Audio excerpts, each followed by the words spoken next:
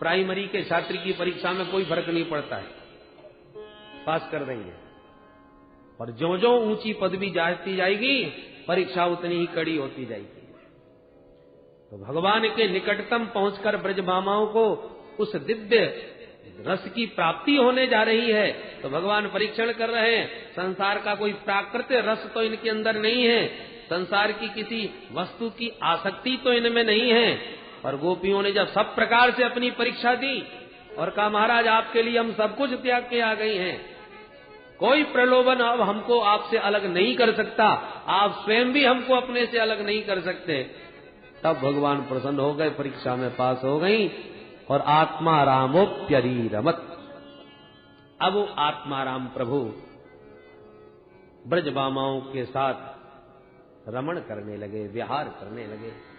जैसी गोपियों के साथ भगवान ने उनका मनोरथ पूर्ण करने के लिए ताता थैया करके थिरकना प्रारंभ किया, गोपियों के आनंद का पारावार नहीं रहा। नाचते हुए उस नट नागर को देखकर गोपियों को भ्रम हो गया कि देखो कैसे नाच रहे हैं हमारे इशारों पर। उस त्रिभुवन पति को हमने अपने बस में कर रखा है। बाहु प्रसार परिरंभ कराल कोरु नीविस्तनालभन नर्मन खाग्रपातै श्वेल्यावलोक हसतिर्ब्रज सुंदरीणाम् उत्तम भयं रतिपतिं रमयांचकार उत्तम भयं रतिपतिं रमयांचकार। ताता थैया करके थिरक उठे कन्हैया, परंतु जैसे ही कामदेव ने देखा, कामदेव को सबसे बड़ा अभिमान था। भगवान ने चुनौती दी कि आओ तुम भी चले आओ, अब तक तुमने योगियों को समाधि में विचलित किया है, पर मैं योगीराज कृष्ण ब्रज की अनंत ब्रज सुंदरियों के बीच में विहार कर रहा हूं, आओ मेरे मन में कोई विकार पैदा करके दिखाओ। कामदेव ने सारे बाण चला दिए, वशीकरण, उच्चाटन, मोहन, स्तंभन, उद्दीपन, पांचों बाणों का प्रयोग करके देख लिया, पर उत्तम भयम रतिपतिं रमयांचकार। रतिपति कामदेव को भगवान ने पकड़ के ऊपर लटका दिया। उत ऊर्ध्वम स्तंभयन, काम को स्तंभित करके भगवान ने ब्रजबामाओं के साथ विहार किया। लज्जित हो गया कामदेव, चरणों में गिर गया और भगवान को आज कामदेव ने अच्युत नाम दिया। नच्यवती स्वरूपात इति अच्युतः, एक आप ही हो जो अपने स्वरूप से विचलित नहीं हुए, बाकी मैंने सबको नचा दिया, आपके अतिरिक्त कोई नहीं बचा। काम का अभिमान गला, वही पराजित कामदेव भगवान श्री कृष्ण का द्वारका में आके प्रथम पुत्र बना प्रद्युम्न के नाम से। परंतु नाचते हुए श्री माधव का ब्रजबामाओं ने दर्शन किया तो उनको जरा सौंदर्याभिमान जागा। एक गोपी के मन में मान हुआ, बाकी सबको अभिमान हुआ। तो भगवान उस माननी गोपी को मनाने के लिए अपने साथ में लेके बाकी सब गोपियों के बीच से अंतर्धान हो गए। बोल रास बिहारी भगवान की। अंतर्हिते भगवती सहसैव ब्रजांगना। अंतर्हित हो गए। अंतर्हित के दो शब्द अर्थ हैं, अदृश्य हो गए, दूसरा अर्थ अंतर्हित। भगवान गोपियों का हृदय से हित चाहते थे, इसलिए अंतर्हित हो गए। तो अंतः में हित छुपा है जिनका, ऐसे श्री हरि अंतर्हित हो गए। भगवान को न देखकर अपने बीच ब्रजबामाओं को ऐसा लगा जैसे मणिधर सर्प का मणि कोई हरण करके ले जाए या पानी से पृथक मछली हो जाए।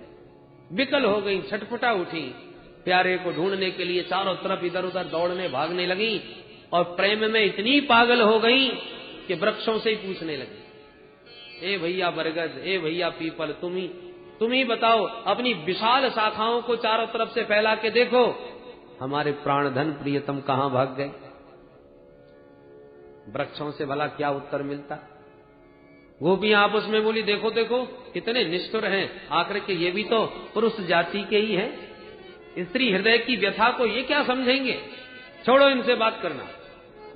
तुलसी से बात करने लगी, बहन तुलसी, तू तो हमारे प्यारे से बहुत प्रेम करती है, तेरे बिना तो वो भी भोजन तक स्वीकार नहीं करते। बहन जल्दी बता कहाँ है? तेरा तो नाम ही तुलसी है। तो ना विष्णुना लसती शोभती, तेरी तो शोभा ही हमारे गोविंद के पाद पद्मों में होती है। जल्दी बोल। हवा का झोंका आया, तुलसी का पौधा हिल गया। एक गोपी बोली सिर हिला रही है, मैं नहीं बताऊंगी। तो तुलसी को भी खरी खरी सुना दी।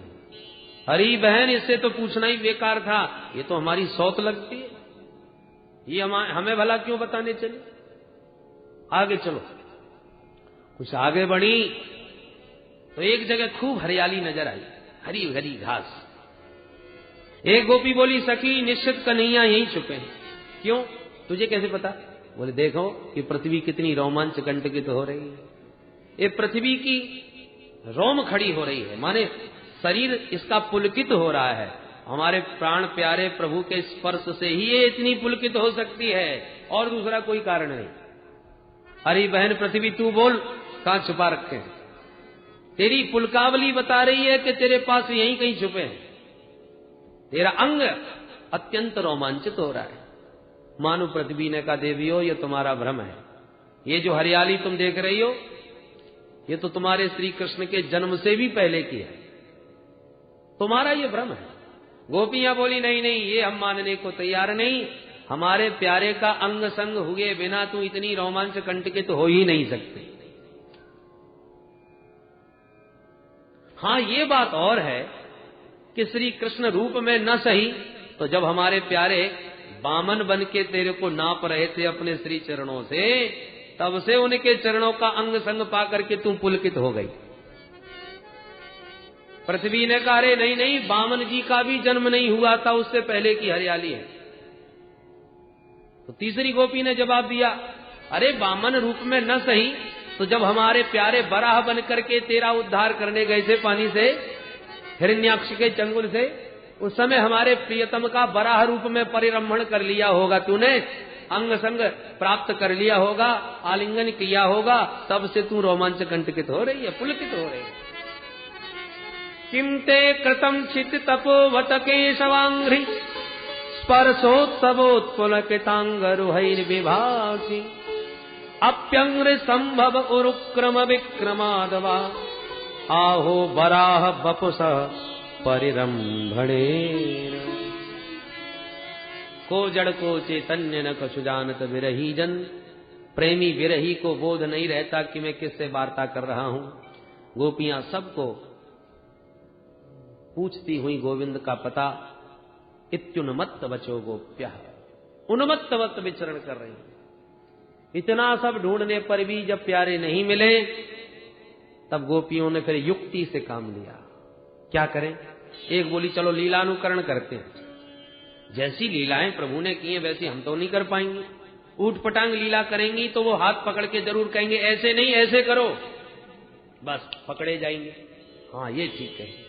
तब तो एक गोपी जसोदा मैया बन गई, एक गोपी कृष्ण कन्हैया बन गई, एक गोपी पूतना बन गई।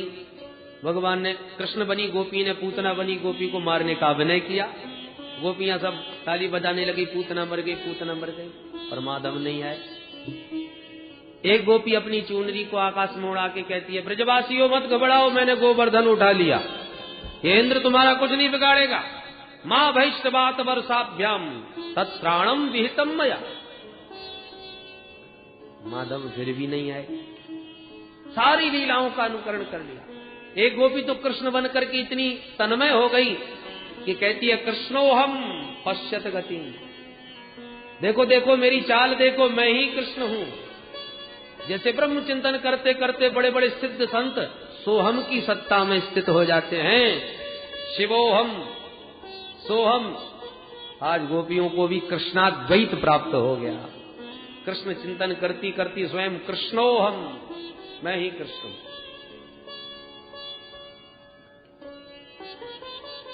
इतने पर भी जब प्रभु नहीं आए, अन्वेषण करती जा रही थी। एक गोपी बोली सखी देखो देखो ये चरण चिन्ह दिखाई पड़ रहे, इसका मतलब इसी रास्ते गए हैं, चलो आगे। आगे बढ़ी तो कुछ फूल बिखरे हुए मिले। एक बोली सखी हमारे प्यारे के साथ साथ एक चरण चिन्ह और दिख रहे हैं। इसका मतलब वो अकेले नहीं है, कोई उनके साथ में भी है। ये कौन है जो अकेली श्री कृष्ण को अपने साथ लेके चली गई? अरे सखी देख देख, यहाँ पर हमारे प्यारे के चरण बहुत गड़े हुए मालूम पड़ रहे हैं। इसका मतलब उसे कंधे पर बैठाया है। और ये फूल टूटे हैं, ओहो समझ गई, यहाँ पर फूल चुन चुन के उसका श्रृंगार किया होगा। केशव प्रसाधनम तत्र कामन्य कामिना कृतम अनया राधितो नूनम भगवान हरिश्वर। अब तो स्पृहा होने लगी उस गोपी के मन में कि वो कौन है जो उनके साथ में है। तब तक यहां पर श्री सुखदेव जी ने नाम स्पष्ट नहीं किया कि वो एक गोपी कौन थी, पर संतों की मान्यता है वो कोई और नहीं, साक्षात किशोरी जी हैं, श्री राधा रानी हैं। और सुखदेव जी उनका नाम लेते नहीं। क्यों नहीं नाम देते? उसके कई कारण हैं। कुछ संत कहते हैं कि भाई सुखदेव जी की इष्ट देवी हैं भगवती रासेश्वरी। इतने रसिक संत हैं श्री सुखदेव जी कि राधे नामोच्चारण मात्र से 6 महीने की समाधि लग जाती है। और सुखदेव जी सावधान है परीक्षित को कथा सुनाते हुए, कहीं ऐसा न हो कि राधे कहते ही हम तो 6 महीने की समाधि में चले जाएं और बेचारे 7 दिन के मेहमान परीक्षित अधर्मी लटके रह जाए। इसलिए सजग सावधान होकर के कथा सुना रहे हैं। वक्ता को अपनी मनस्थिति का पता रहता है और वो जानता है कि किस प्रसंग में मैं अतिशय भावुक हो सकता हूं। तो जब उसे लगता है कि मैं बहुत ज्यादा भावुक हो जाऊंगा तो फिर वो उस प्रसंग को थोड़ा दाएं बाएं करके निकल जाता है, बहुत उसके गहराई में नहीं जाता, क्योंकि वक्ता यदि डूब गया तो श्रोता फिर बैठे रह जाएंगे, कथा कैसे कह पाएगा। एक बार धर्म सम्राट श्री स्वामी कृपात्री जी महाराज वृंदावन में गोपी गीत पर कथा कहने के लिए पधारे तो जयति तेधिकम प्रथम श्लोक बोला गोपी गीत का, और उस श्लोक के भावों में ऐसे डूब गए कि श्लोक बोलने के बाद एक शब्द भी व्याख्या नहीं कर सके। ऐसा प्रेम उमड़ा कि एक श्लोक कह करके ही कथा को विराम दे दिया और उस दिन कथा ही नहीं कह सके। ऐसा संतों ने हमको बताया। तो वक्ता यदि अत्यंत भाव में डूब जाए तो वाणी फिर साथ छोड़ देती है और उस समय कथा कहना कठिन हो जाता है। तो सुखदेव जी जानते हैं कि रासेश्वरी के प्रेम में मेरी क्या स्थिति होती है। यदि वो स्थिति हो गई तो परीक्षित को कथा कैसे सुना पाऊंगा, इसलिए रासेश्वरी का नाम लेते नहीं। और नाम तो लिया है, संकेत तो दिया है, स्पष्ट राधा कह के न सही, अन्य शब्दों के द्वारा। जैसे यहां जो गोपी साथ में गई है वो चलते चलते बोली, प्यारे मैं तो बहुत थक गई, अब चलते चलते अब आगे नहीं चला जाता। न पारे हम चले तुम नय माम यत्र ते मनः, अब तो आप ही कुछ करो, मेरे से नहीं चला जाता। भगवान बोले स्कंध आरूह्यता, मेरे कंधे पर बैठ जाइए। ठीक है। और जैसी किशोरी जी ने कदम उठाया कंधे पर बैठने के लिए, तो भगवान कृष्ण वहां से भी अंतर्धान हो गए। तो सुखदेव जी यहां पर लिखते हैं सा बधूरन्वतप्यत, वो बधू भी एकदम संतप्त होकर के विरह में मूर्छित होकर गिर पड़ी। अब बधू कह करके यहां संकेत दिया, अन्य शब्दों से वर्णन कर रहे हैं, राधा नाम नहीं ले रहे। क्यों भाई? जो वस्तु जितनी कीमती होती है ना, उसे उतना ही संभाल के रखा जाता है। घर में आपने बहुत बढ़िया कोठी बनाई तो आने वालों को घुमाते हैं, दिखाते हैं, ये हमारा ड्राइंग रूम, ये बेडरूम, ये किचन, सब दिखाएंगे, पर ये किसी को नहीं बताएंगे कि ये हमारी तिजोरी है, इसमें ऐसे चाबी फिट होती है, चाबी यहां रखते हैं, इतना इसमें माल है, ये बताएगा कोई? अरे ये तो बहुत अंतरंग लोग होते हैं, उन्हीं को बताया जाता है, हर किसी को थोड़ी दिखाते फिरते। उसी प्रकार इस श्रीमद् भागवत के भवन में राधा तत्व के रत्न को शब्दों की तिजोरी में इतना छुपा करके रखा है श्री सुखदेव जी महाराज ने कि जो परम वैष्णव अनन्य रसिक हैं भगवान के, वो तो उस तिजोरी को खोल करके देख सकते हैं उस रत्न को। बाकी हर किसी की आंखों के सामने आने वाला रत्न नहीं है, ये हर किसी को नहीं दिखाया जाता। बोलो राधे राधे। परंतु अन्वेषण करती जो गोपियां आ रही थीं, उन्होंने जब किशोर जी की वो अवस्था देखी तो स्पृहा समाप्त हो गई। उस ब्रज गोपी की व्यथा को देखकर, विकलता को देखकर सब गोपियां उसके विरह में उसका साथ देती हुई किशोरी जी को संभाल करके उठा करके सब गोपियां वापस अब यमुना तट पर आईं और यमुना के तट पर मिल करके सब गोपियों ने बड़ा ही मधुर गीत गाया और कहा, बहन यदि इस गीत को सुन के भी गोविंद नहीं आए तो अपनी यमुना जी के जल में ही अपना विसर्जन कर दे, क्योंकि प्रभु को गीत बहुत अच्छा लगता है। इसलिए आओ एक बार मिलकर के गाएं। ये गीत भागवत का सबसे सुंदर गीत है। आइए इसका श्रवण करें। सब गोपियां मिलके गा रही हैं। गोप्य ऊचु जयति तेधिकं जन्मना प्रजा त्रयत इंद्रिया शाश्वत ही दैत्य दृश्यता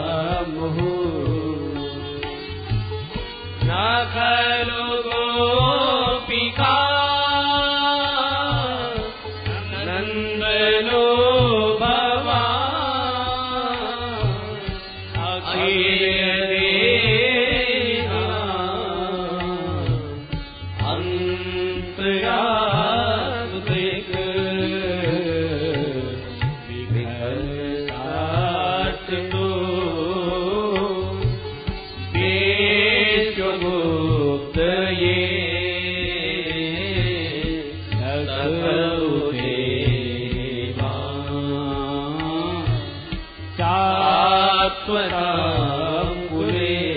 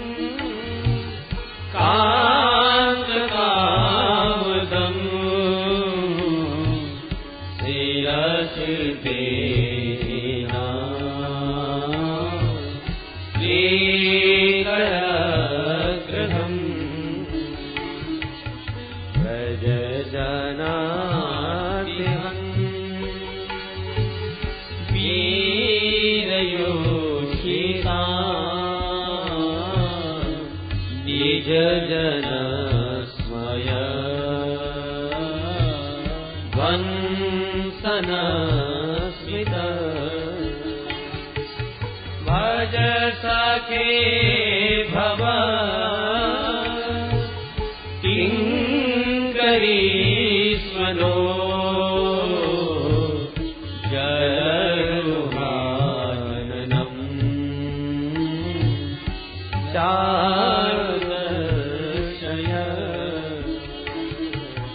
प्रणत देहिना पापकर्षणं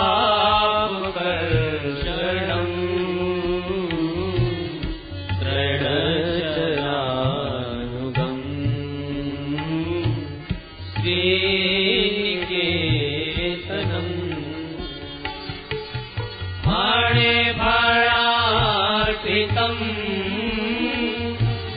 ते पदाम्बुजं प्रणुकुचे सुना कन्देशयम्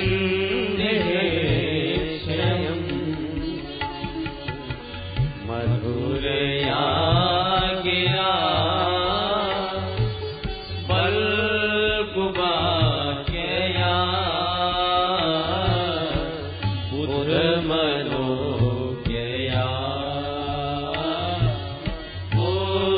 पुष्करेक्षण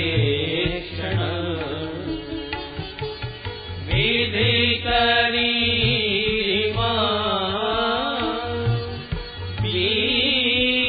वीरवीयसी दधरसी गुणा ध्यायस्मना तव कथामृतम्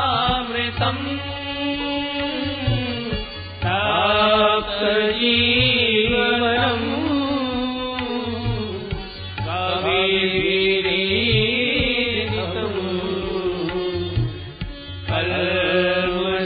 कल्मषापहम् श्रवणमङ्गलम् श्रीमदासतम् भूरि गृह्णन्ति ते भूरिदा जना भूरि गृह्णन्ति ते भूरिदा जना। बोल राज बिहारी भगवान की। बड़ा ही प्यारा ये दिव्य गीत है। गोपियां कहती हैं, प्रभु तब जन्मना ब्रजः वैकुंठात् अधिकम जयति। प्यारे, जब से ब्रज में आप पधारे हो, आपका प्राकट्य हुआ है, तब से इस ब्रज भूमि की महिमा वैकुंठ से भी अधिक हो गई। अब तक लोग वैकुंठ भाग रहे थे, पर जब आप ब्रज में आ गए तो लोग वैकुंठ छोड़ के वृंदावन भागने लगे, क्योंकि वैकुंठ में कोई पहले तो पहुंच नहीं सकता, पहुंच भी जाए तो आपके दर्शन के लिए बड़ी लंबी लाइन लगानी पड़ती है। और इस वृंदावन में किसी लाइन में लगने की जरूरत नहीं। किस गोपी के सामने नाचते मिल जाएं, कब गायों के पीछे जंगल में भागते मिल जाएं, कोई पता नहीं। सबके लिए सुलभ हैं। अरे जब पशुओं को, गायों को, बानरों को सुलभ हो रहे हैं, तो मानवों को सुलभ क्यों नहीं होंगे? इसलिए आपकी महिमा से आज ब्रजमंडल की भी अद्भुत महिमा हो गई। अरे औरों की तो चले क्या, ऐश्वर्य की अधिष्ठात्री देवी भगवती लक्ष्मी इंदिरा अत्र सस्वत सयते। लक्ष्मी कभी एक जगह टिकती नहीं, बहुत चंचला है, परंतु वो चंचला चपला ब्रज में आकर अचला हो गई। आपको जब देखा तो चंचला लक्ष्मी अपनी चंचलता को छोड़कर ब्रज में अचल होकर बैठ गए। हे दैत्य दृश्यता, हे दयालु अब तो दर्शन दो, दीक्षु तावका, देखो देखो सब हम तुम्हारी है। अरे प्रतिज्ञाएं तो बड़ी लंबी लंबी करते हो कि एक बार जो मेरा हो जाए उसको मैं सब प्रकार से अभय कर देता हूं, आज हम सब प्रकार से तुम्हारी होकर के भी वन वन भटक रही हैं, क्या ये तुम्हें दिखाई नहीं पड़ता? दिक्षु तावका तावका त्वदीया, अपनी आंखों से देखो हम तुम्हारी होके भी वन वन भटक रहे हैं। ये क्या तुम्हें अच्छा लग रहा है? तुम्हारे होने पर भी कोई जीव भटकता रहे, ये क्या आपके स्वरूपानुकूल है? क्या आज अपनी सारी प्रतिज्ञाएं भूल गए? यदि कहो कि क्यों भटक रही हो, तो प्यारे प्राणों से पृथक भी कोई रह सकता है क्या? आप हमारे प्राण हो, त्वयि धृता सब। अरे हमें लेने के लिए यमराज भी आते हैं, पर हमारे हृदय भवन में ढूंढ ढूंढ के चले जाते हैं, उन्हें प्राण रूपी पक्षी मिलता ही नहीं, क्योंकि हमारा प्राण पक्षी तो आपके पिंजड़े में कैद है। यमराज आके क्या करेगा? त्वयि धृता सब त्वां विचिन्वते, इसलिए अपने प्राण रूपी पक्षी को पाने के लिए आपके पीछे भाग रहे हैं। आप तो हमारे प्राण प्यारे हो, और यदि तुम्हें मारना ही था तो फिर इतनी बार हमको बचाया क्यों? यदि आप मारना चाहते तो अब तक तो हम कब की मर गई होती। अरे आपको कलंक भी नहीं लगता? मारने वाले तो बहुत आए हमको, कितने बड़े बड़े असुर नहीं आए, परंतु रक्षिता मुह, उन असुरों को मार मार के बार बार आप ही हमको बचाते रहे। क्या इसी दिन के लिए बचाया था हमको? असुरों के प्रहार से बचाकर आज अपने बिरहासुर में मारोगे? ये तो वही हालत हो गई जैसे कोई बकरे को खूब बढ़िया बढ़िया खिलावे, बड़े बड़े हिंसक जानवरों से अपने बकरे की रक्षा भी करे, और एक दिन खुद ही अपने हाथ से तलवार चला गया। क्या इसी दिन के लिए ये बलिदान करने को तुमने बकरे को इतना खिलाया पिलाया था? विष वृक्षों भी संवर्ध्य स्वयं नक्षेतुमर्हति, अपने हाथ का बोया हुआ विषैला वृक्ष भी कोई अपने हाथ से काटता नहीं। आपके द्वारा रक्षित हैं और आप ही हमें मारोगे। अरे मारना कोई हथियारों से ही नहीं होता। हमको अपनी बंसी बजा के बुलाया, आपके दिव्य मुख कमल की मुस्कान को देखने पाने के लिए हम दौड़ी भागी दीवानी चली आई। आपके विशाल जो नेत्र हैं वो सर्द के सरोवर में विकसित सरसिज के सौंदर्य को भी हरण करने वाले हैं। उन नेत्रों में मिलन की दिव्य भावनाएं भरी हुई थी, इसलिए हम सब कुछ त्याग के चली आए। पर मिलन की उत्कंठा जगा करके बिना मिले हमें छोड़ के भाग गए। क्या ये मारना नहीं हुआ? नेह किम बधा, तुम्हारी इस निष्ठुरता को देख देख के उसके तो लगता है तुम जसोदा मैया के बेटा तो हो नहीं सकते। हमारी जसोदा तो कितनी स्नेहमयी, वात्सल्यमयी, करुणामयी, दयामयी है, और उनका तुम जैसा निष्ठुर बेटा। नखल गोपिका नंदन, आप यशोदा नंदन नहीं हो सकते। सुना है कि भक्तों का कल्याण करने आए हो। विघ्न सार से तो विश्वगुप्त, ब्रह्मा जी की प्रार्थना पर विश्व का कल्याण करने, भक्तों का परित्राण करने पधारे हो, तो क्या हम आपकी भक्त नहीं हैं? फिर हमारा कल्याण क्यों नहीं कर रहे? हमारा उद्धार इस संकट से क्यों नहीं कर रहे? यदि अंतर्यामी हो तो हमारे भीतर की भावनाओं को क्यों नहीं समझ रहे? यदि ये तुम्हारा संकेत है कि हमारे अंदर अभिमान का जहर भर गया इसलिए आप भाग गए, तो प्रभु आपके श्री चरणों में तो विश्व वमन कराने की अद्भुत शक्ति है। सारे ब्रजमंडल ने अपनी आंखों से स्पष्ट देखा था। वो कब? फाणे फाणार्पितम ते परामूलम प्रणो मुझे सुना क्रंद है क्षयम। काली की फनाली पर जब ताता थैया करके थिरके आप, तो उस विषधर का समस्त विश्व वमन करा दिया आपके इन चरणों ने। तो जो चरण काली का विश्व वमन करा सकते हैं, वो चरण क्या हमारे हृदय पर स्थापित होकर के हमारा अभिमान का विष समन नहीं कर सकते? अरे हमारे भीतर भी काम रूपी काली नाग घुसा बैठा है, दुर्वासनाओं का विष वमन कर देता है। प्रभु आप अपने श्री चरणों को हमारे वक्ष पर धारण करके उस काम रूपी कालिय का भी मर्दन कर दीजिए। कृण कुचे सुनः क्रंद हृच्छयम हृदय शेतेति हृच्छय।